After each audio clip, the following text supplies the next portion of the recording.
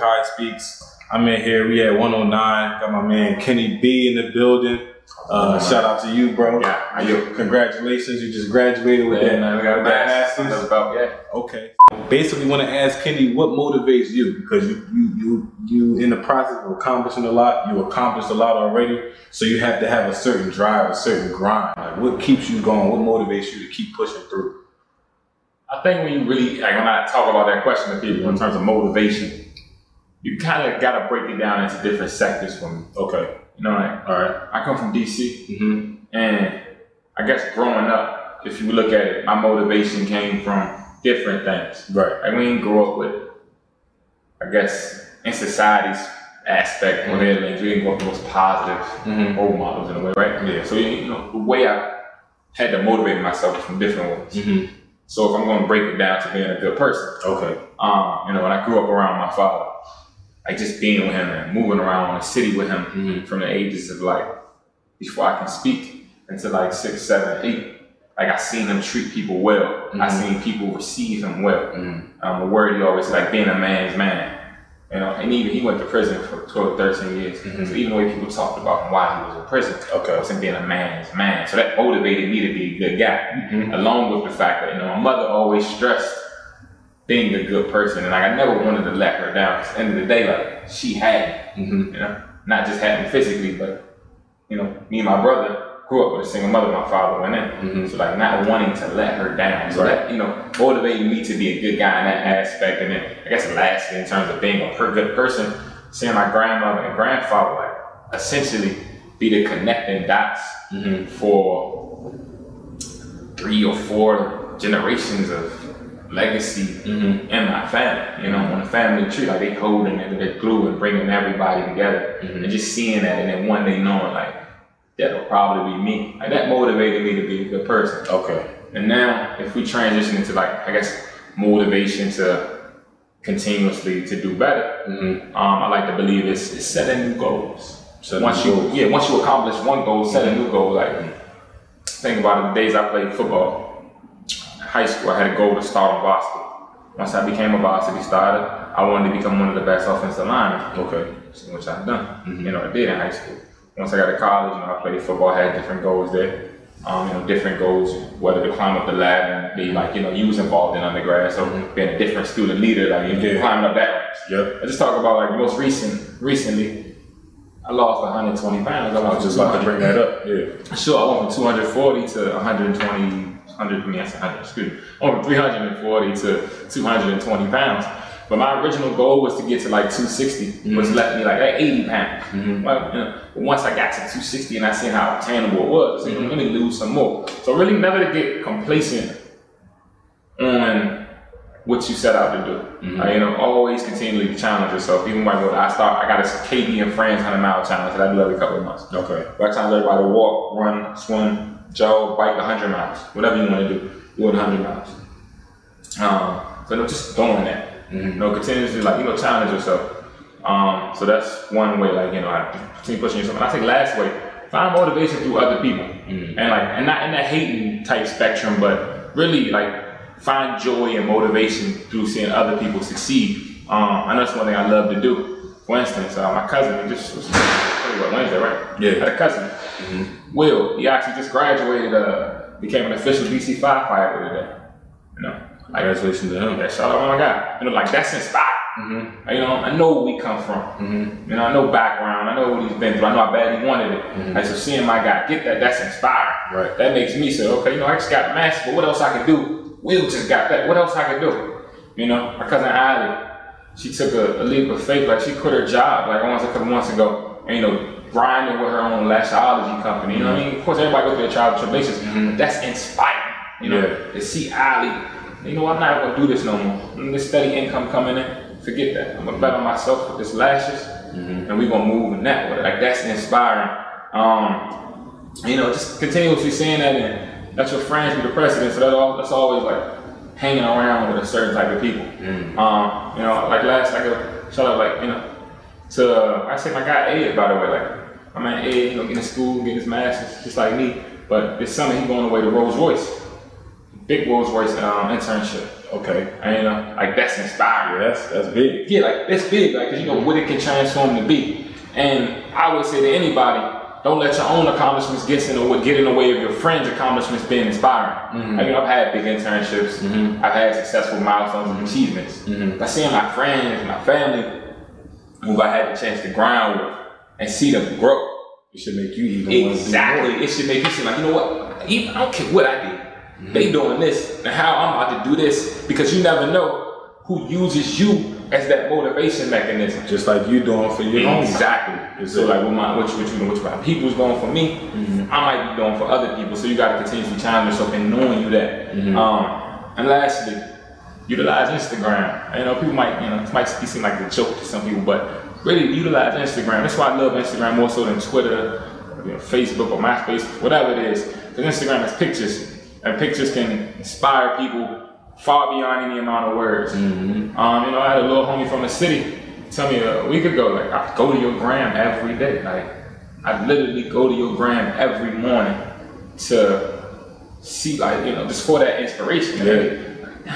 And it's like, it's funny because social media period is such a strong tool. Exactly. And a lot of people don't understand this because of the stuff that they put on their social media. Like, you can use it for the wrong things, but you can use it to be very powerful in so many positive ways as well. You know, Meek Mill even had a line in one of the songs, I can't remember what song it was, he said, I posted on the gram just to motivate it. And like, that stuck with me. Yeah. And you follow me on the gram, like I post that on there every day. Just because, like I said, I never know who I'm providing that spark to, or who I'm influencing beyond my words. Man, we talked about this on We Ain't Local too. Definitely talked about that. And what's happening since we even spoke about that, I can show you my gram right now. I have a younger guy. Shout out my man Rod Digger, man. Rod, he from out Delaware. He go to Winston-Salem, he about to graduate. Okay. I never even knew how much Rod looked up to my Instagram page till he one day hit me like, yo, like, I really watch your page. I watch how you move. I appreciate how you move. You know, you motivate the youngest like me. Like I said, when I was at Winston, me and Rod talked, it was always like, how you, like, everything like that. But I never knew, like, how much influence I've really been having. So I want to say shout out Lil Rob, man. I appreciate you for definitely reaching out. I know in our communities how much it takes to really reach out and show someone your appreciation. So I want you to know I appreciate you for watching me, and we on a whole nother mode. But like, just that, so the 5 components together, like personal, what makes you a good person, striving to be a better person, striving, you know, personal goals and personal challenges, and find that inspiration through other people. And lastly, like, inspiring others, like, that's my motivation. And that's what keeps me going. That's what propels me to touch this meals one day. It's very important you don't stay complacent and be stagnant in your emotions, because once you're stagnant, it's so easy for you to start to decline and hit that rock bottom. And all right, so I'm gonna ask you this: which do you find to be the most inspirational, realism or optimism? Because I think it was Will Smith who said this. I like to listen to motivational videos on my car ride back. And Will Smith said, I can probably guess what Coach about it said. Being realistic is the most commonly traveled road to mediocrity. Come on, man. This guy. That's exactly what I'm about to get at. So, you know, people used to tell me all the time, that's not realistic. You should be realistic. Yeah, nah. And that had led me down a road of taking up a major that I didn't really want to go into. Later finding out that I didn't want to go into accounting. So basically, since you already know, so what's my idea? Yeah, what's your idea? So, I mean, as I said, I lost 100, and you can go through my Instagram and see the pictures. But I lost, so from January 2017 to August 2017, I lost 120 pounds. That's unheard of, and you know, even during the time period of me going through it, I didn't even think it was possible. I wasn't even thinking that I was gonna reach it. I remember some older guy that I was speaking to, he told me that it wouldn't happen, or I wouldn't do it that fast. And like, it's the worst thing you can tell me. Like, I'm gonna go for it. Like, if it isn't scientifically impossible, then I feel like it's possible. So I agree with Will Smith's quotes. Because for one, if that was true, I wouldn't be here. We in Miami, like, you know, we can get some B-roll of where we sitting at, right in front of the poolside on the rooftop. Like, I wouldn't be here. That's not realistic for where we come from. Come from DC, single mother household. You know, father did 13 years, you know, in a cell. I'm supposed to be in a cell due to statistics. You know, I lived with my grandmother. I wasn't supposed to really go get a bachelor's, let alone a master's. Right. Come on, like, everything I've done up to this point, somebody to say was not possible. But guess what? Like, we here. So like, if I'm going to rely on being realistic and saying, realistically, I could never get $10 million one day, and I'm not gonna get $10 million one day. I'm a firm believer in the law of attraction. There's power in the words and there's power in your thought. There's not too many things out here in this world that I can honestly tell y'all that I didn't want, that I didn't get. Yeah. You know, I was at a Hove concert. That's November we gonna say. And he said this quote that stuck with me: set your intentions. Set your intentions strong so you know what you want. And as you go out to seek it, you're not gonna let nothing get in your way because you know what you want. So like Will Smith said, you know, shout out to big homie Will Smith, being realistic is the most commonly traveled road to mediocrity. Because if you want to be mediocre, let them people tell you ain't being realistic. But man, I'm gonna keep being on the odd side, you know, bet on yourself. Yeah, listen to what this man's saying. So have you seen The Secret? Because you know, you saying you're a firm believer of the law of attraction. Sure. The Secret, man, I'm gonna even tell y'all, I even y'all should check out my YouTube video called The Secret. It's basically a documentary all on that, like how our minds literally structure the lives that we want to live. For sure. All you have to do is keep affirming it, affirming within yourself the things that you want to accomplish, and it will happen. You keep telling yourself these things. A lot of people let bad things that happen, like you stub your toe, they let that make their whole day go bad. Exactly, like just mad. Like, exactly. I mentioned Meek already. Like Meek say wins and losses. Like what are really wins and losses, and that's what we have to. I gave a speech on this like I want to say 2 weeks ago. That you really have to dive into about your life. What are the wins and what are the losses? Yeah. Because if you have a set mindset on what losses are in your life, you're not gonna let something like a stubbed toe or a failed test or something like that get in your way, because you know that's not a loss. It's just merely a lesson. And you're gonna learn it and you're gonna keep going. So wins and losses. And even the losses are lessons. That's exactly. Losses are bigger lessons. You got the smaller lessons and you got the losses that you can take to the bigger lessons. So you gotta really you know, I appreciate you, Kenny, for getting on here, being part of Motivational Mondays. I think it's our jobs to, you know, really keep the people going, really keep people seeing what we're doing, and really get people motivated and inspired to do better and be better people. So, you know, real quick, just plug yourself in. We mentioned we ain't local no more. If you want to talk about that, you know, we ain't local no more. It's coming out this summer. It's a series I started to highlight people, you know, like Q, who've not in their hometown anymore, not in their comfortable space, and just talk about how they navigated through their move or why they moved, or, you know, just giving insight to people that want to take that leap. So be on the lookout for We Ain't Local No More this summer.